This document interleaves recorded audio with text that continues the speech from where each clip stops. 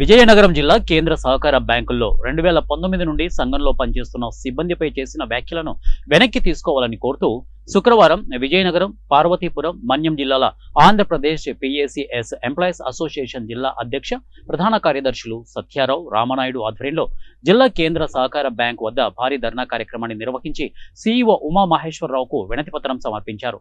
వెంటనే స్పందించిన సీఈఓ సమస్యలను పరిష్కరించేందుకు ప్రయత్నం చేస్తామన్నారు. ఈ సందర్భంగా యూనియన్ జిల్లా గౌరవ అధ్యక్షులు పి కామేశ్వరరావు మాట్లాడుతూ 2019 నుండి సంఘంలో పనిచేస్తున్న సిబ్బందిపై సీఈఓ చేసిన వ్యాఖ్యలను వెనక్కి తీసుకోవాలన్నారు. ఎటువంటి నోటీస్ ఇవ్వకుండా ఇక లక్కీ డ్యామ్ పిఏసిఎస్ లో 2019 తర్వాత జాయిన్ అయిన కంప్యూటర్ ఆపరేటర్ను వెంటనే విధుల్లోకి తీసుకోవాలని అన్నారు. గతంలో ఇచ్చిన కరువు భత్యంపై ఇచ్చిన సర్కులర్ అమలు చేయాలన్నారు. ఇక అర్హత సంపాదించిన ఉద్యోగులకు సీఈఓగా పదోన్నతి కల్పించి సంఘాలలో బదిలీ చేయాలన్నారు. సంఘంలో సీఈఓలుగా పనిచేస్తూ డీసీసీబీ కోటాలో అర్హత సాధించిన వారికి తక్షణమే డీసీసీబీల నందు పోస్టింగ్ ఇవ్వాలని అన్నారు. ఈ కార్యక్రమంలో ఉప ప్రధాన కార్యదర్శి నారాయణరావు, ఏవి సత్యనారాయణ, గిరిబాబు, ఆర్వీజే నాయుడు తదితరులు పాల్గొన్నారు. 300 మంది పైచిలకు ఉద్యోగస్తులు ఉన్నారు. ఈ 300 పైచిలకు ఉద్యోగస్తుల్లో 120 మంది 2019లో జాయిన్ అయిన వాళ్ళు, అంటే 6 ఏళ్ళు అయింది.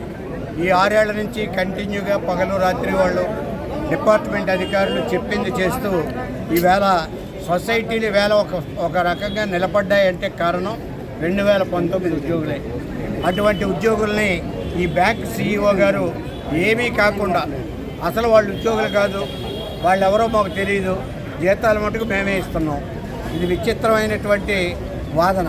మరి ఆయన తెలుసున్న అన్నాడో తెలియక అన్నాడో నాకు తెలియదు, కానీ ఆయన వెనకాల ఉండి ఎవరైనా అనిపించారో తెలియదు, కానీ ఈ వ్యాఖ్యల్ని పూర్తిగా మేము ఖండిస్తున్నాం.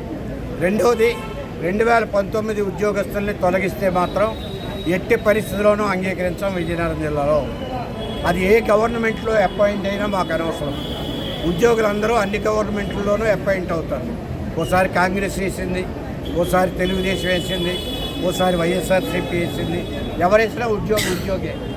ఆ ఉద్యోగులను తొలగిస్తే మేము అంగీకరించాం.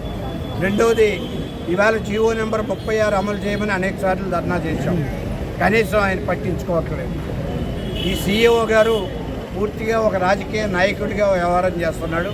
కోఆపరేటివ్ వ్యవస్థలో రాజకీయాలు చొప్పించొద్దని చెప్పి మేము డిమాండ్ చేస్తాం. ఉద్యోగస్తుల మీద రాజకీయాలు ప్రయోగించొద్దు. ఉద్యోగం చేసుకొని